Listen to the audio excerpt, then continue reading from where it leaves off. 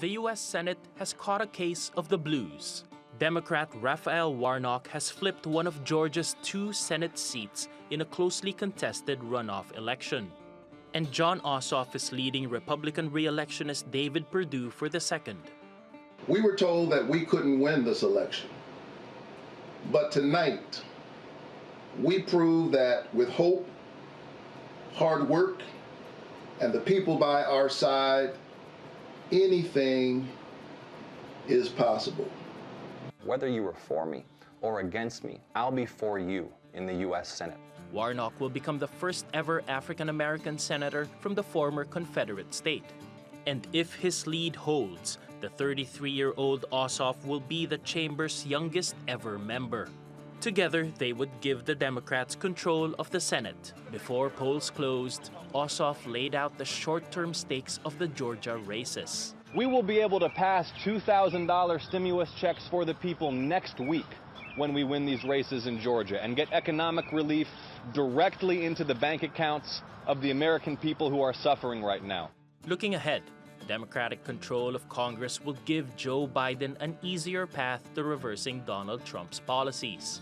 The president-elect has promised to roll back the Trump administration's corporate tax cuts, raise the minimum wage, and make healthcare more affordable. And that's exactly what Georgia voters hope to see. I want government health care. I want everything that they're standing behind.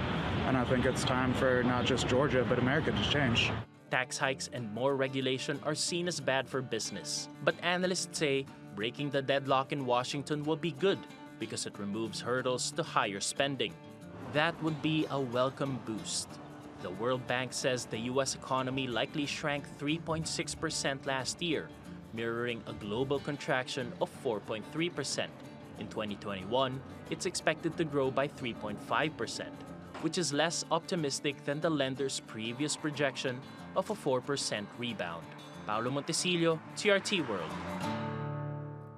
Well, for more on this, let's go to Gregory Daco in New York. He's the chief US economist at Oxford Economics. Welcome back to the program, Gregory. Now, the Democrats appear to be on track to wresting control of the Senate and that wider chamber. But let's look at that scenario first, because I'm wondering, how could a Democrat-controlled Congress really shape Joe Biden's economic agenda when he does assume power in January, later in January? Well, I think that's right. We have to look at the basics first. In order to pass legislation in Congress, you generally have to have 60 votes in the Senate. Now, the Democrats will not have that, but they will have what we call a soft majority, essentially 50 votes plus the determining vote from Vice President Harris, which would give them a majority.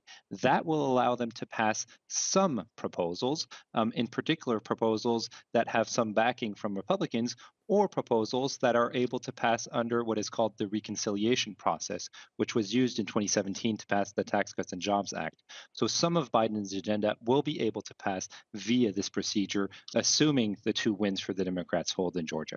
Now, let's look at aspects of that agenda, particularly those pertaining to the economy, because we know the Democrats are calling for more coronavirus relief measures, including higher payments to individuals. Joe Biden has also promised to unwind some of Donald Trump's tax cuts that he passed back in 2017. Tell us more about how the Biden administration could impact the US economy. Well, I think we have to look at what's been just passed. There was a fairly large COVID relief bill that was passed that included extensions to unemployment benefits, checks to families, aid to small businesses, and a number of other measures to address the health situation. We're looking at the potential to increase these checks up to $2,000 per individual, and that would provide another stimulus to the economy, perhaps as early as the first quarter of this year. Beyond that, there are questions as to how much of Biden's political agenda would be passed, but he has proposed increased spending on infrastructure, on healthcare, on education, on social services, as well as tax increases on corporations and the wealthier individuals. Combined, we think that a Biden agenda would actually lift economic output by upwards of 1%. So we'll have to see whether and how much of his agenda is actually passed. But the checks themselves, the additional $1,400 checks beyond the $600 that were already sent, could on their own also boost growth by around 0.5% for this year. So combined, we could see a fairly strong boost to growth over the next 2 years. Interesting. Okay, let's look at the other potential scenario, and that's the Republicans maintaining control of the US Senate. We know that we can probably expect Republican senators to block some of Joe Biden's more controversial measures, potentially those tax hikes on the rich. What impact will the status quo have on the US economy?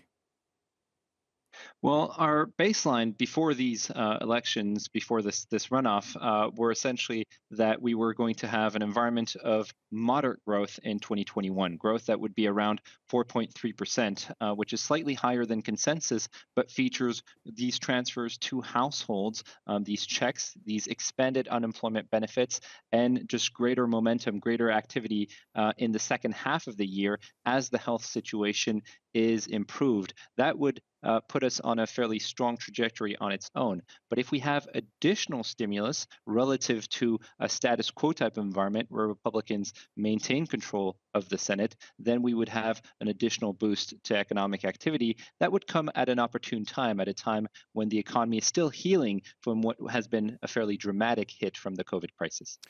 Okay, in the meantime, we'll wait and see what happens to that second Georgia Senate seat. Gregory Daco, thank you so much again for joining us on the program.